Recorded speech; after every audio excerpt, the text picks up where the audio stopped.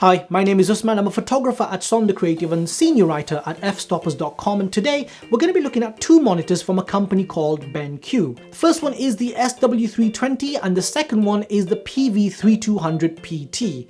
Both of these monitors are 32-inch and both of them are 4K. However, they've both been designed for relatively different users. The SW has been designed more specifically for photographers, whereas the PV32 has been designed more for videographers or video editors. And this is primarily down to the color spaces that they operate in. But before we get into the color space, I want to talk about the actual design and the build of the monitors. Now, in terms of build, they're quite bulky and quite heavy. They're 32-inch. Obviously, you'd expect them to be much larger, but they're also really bulky in design. They've got relatively thick bezels and quite an understated look. Now, I don't personally think this is a bad thing. So although they're not going to be winning any design awards, I think that the understated look is actually quite a good thing, purely because they don't have that glossy finish that a lot of these fancier monitors have. They've got a matte finish, and that matte finish is extremely useful because I don't want light reflecting off of my screen. That matte finish kind of diffuses that light more effectively so I can see what I'm looking at on the screen. The other thing is the amount of ports this monitor has is just so useful. It's got tons of USB 3 ports, HDMI and display ports, and all this really helps when it comes to connectivity. The other thing that I really like about this monitor is that you've got this little controller that you can attach to the actual the display. And what this controller does is, instead of having to fiddle about with the buttons on the side, you've got this proper circular controller that you can flick back and forth between all the different color spaces.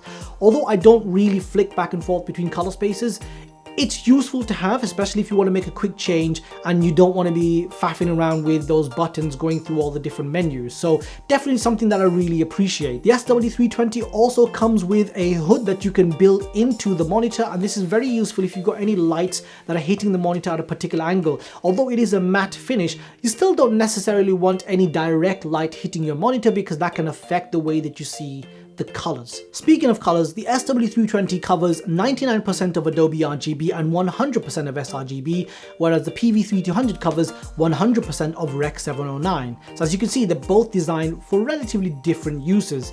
When it comes to photography, although sRGB is kind of the standard now because most of the content that you see online, social media, and probably on your displays are in sRGB. So if you're working for that particular use, then it may be best if you worked in that color profile.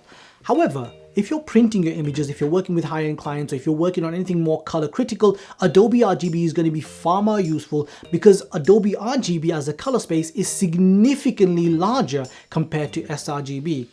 Now, the reason why this comes in very handy is because although I don't print, my clients do. So if I were editing my images in sRGB on my monitor, when I send that file to my clients, there's a good chance that it's going to look very different in print versus what it looked like on my screen, and that's going to be a problem. However, with this monitor, the SW320, when I'm looking at my images, because of that massive wide coverage, that huge wide gamut, the colors look, one, they look incredible, they're very vibrant, they look absolutely stunning. I really do enjoy working on this monitor.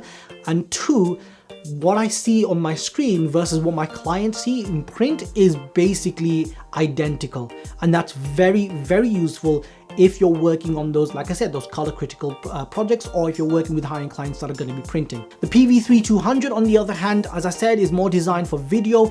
And if you notice, some of my previous videos on YouTube, they're just a little bit off in terms of colors. They're either leaning a little bit too purple or a little bit too much in the greens. And the reason for that is because I didn't have a monitor specifically designed for video editing.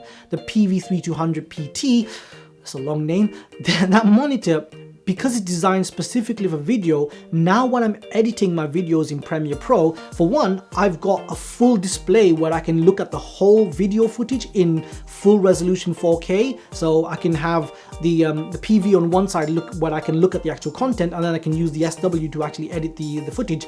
But that's one thing. But the second thing is, whatever I see in Premiere Pro and what I see on YouTube once I've uploaded are basically identical, and that's extremely useful. So now my videos in terms of colors look significantly better, and this is, as I said, purely because the PV3200 is designed for that use. And this is something I really, really like about BenQ, and that is they're making monitors not just kind of like, you know, jack of all trades, master of none, but they're making monitors which are specifically designed for particular uses, SW for photographers and the PV for videographers. Now, there is an important thing that I need to mention, and that is that although these monitors are pre-calibrated and they're calibrated straight out of the box by BenQ, I would still strongly recommend you perform your own calibration in your office or home. And the reason for that is because your working environment may not necessarily be the same as where these monitors were calibrated.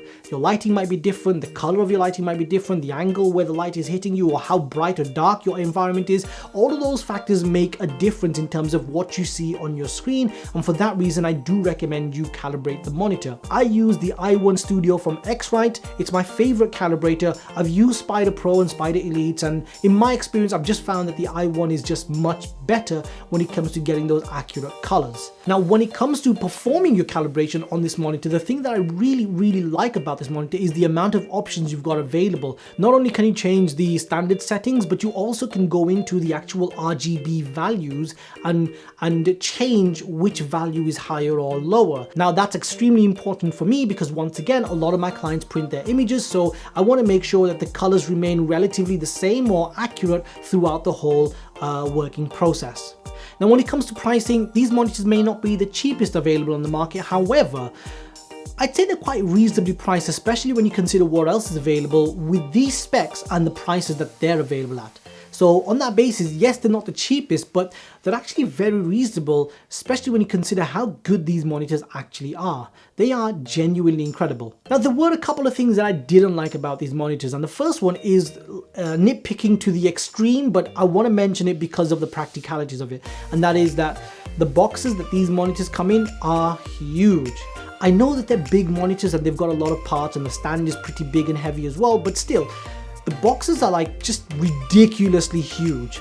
And the reason why that's an issue is because most people tend to keep boxes for electronic items that they have because it just keeps the value of the item as well, especially when it comes to resale.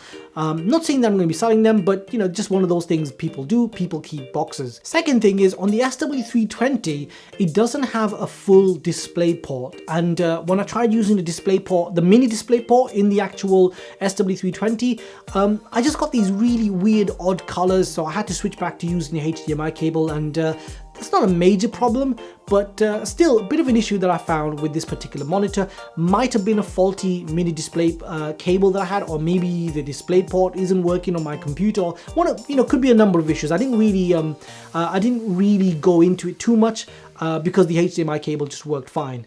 But other than that, I'd say these monitors are about as good as they get. Anyway, just want to say thank you so much for watching. If you found this video helpful, please hit the like button, please subscribe. If you have any comments or suggestions, please leave them below, and I hope to see you guys in the next one.